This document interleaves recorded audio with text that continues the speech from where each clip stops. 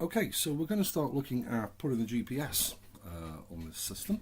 So I thought I'd start by showing you the components. This is the GPS receiver, as you get it. That's the ceramic antenna, that's the upper face, so that has to face upwards on the drone. On the rear face, you'll see there's some bit of circuitry, various clever bits and pieces. Basically 4 leads coming out here, going to a connector.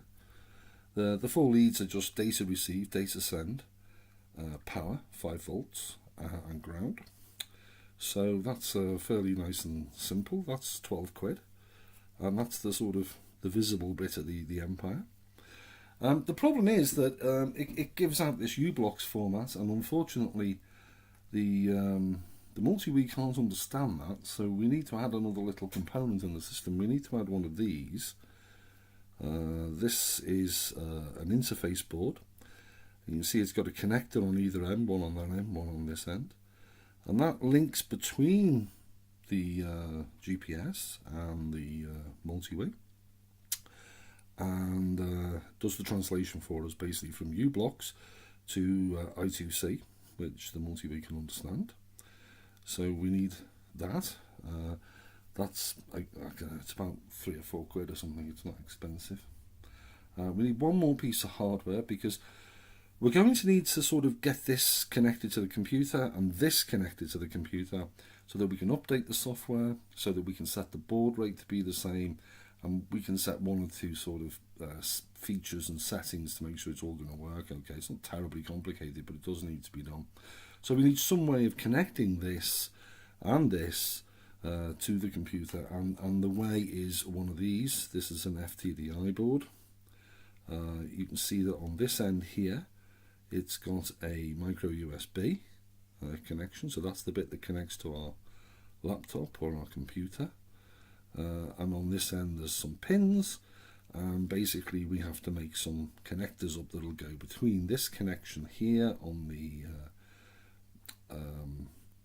GPS board, and between the connection here on the interface board, and that will connect into these pins here, connecting the right pins to the right pins. I'll show the right pins on a post on the thread, so you can see what they are, and that will enable us then to program these two, to set, well, not to program, the programs already exist, but to set the programs up so that they're correct.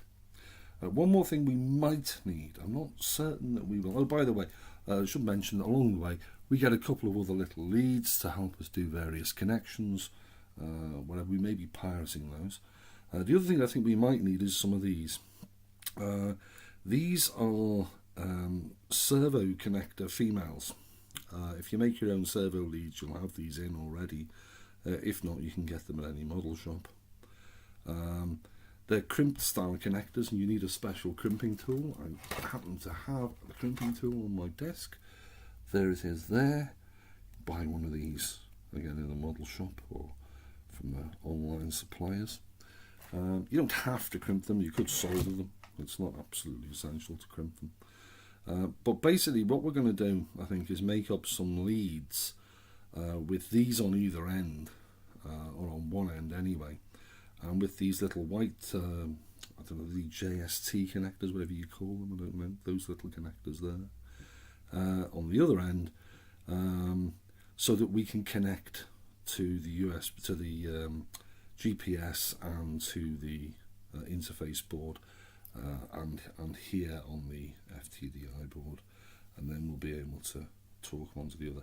When I've actually got it made up, it'll be a bit more obvious what I've done.